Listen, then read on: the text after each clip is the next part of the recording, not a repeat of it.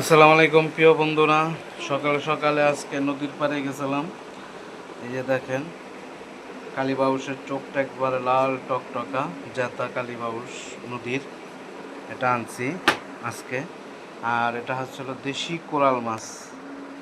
এই কোরাল মাছকে কী নামে চিনেন জানি না, এটা আমাদের গ্রামে কোরাল মাছ বলে। কোরাল মাছ দেখেন, মাছটা মোটা আছে, দেশি একবারে। আমার কাছে কোরাল মাছটা সবচেয়ে প্রিয় একটা মাছ। যারা কোরাল মাছ চিনেন না, এই যে দেখেন, এটাকে আমরা কোরাল মাছ বলি। আর এটা হচ্ছে কালীবাউস। এই যে দেখেন, মাছটা একবার পুরো তরতাজা, একবার হাওরের মাছ। চোখটা দেখছেন কি লাল টকটক, একবার হাওরের দেশি মাছ। চাষের মাছের চোখ হলুদ থাকে, হ্যাঁ, চাষের যেটা এটা মাছ হলুদ থাকে।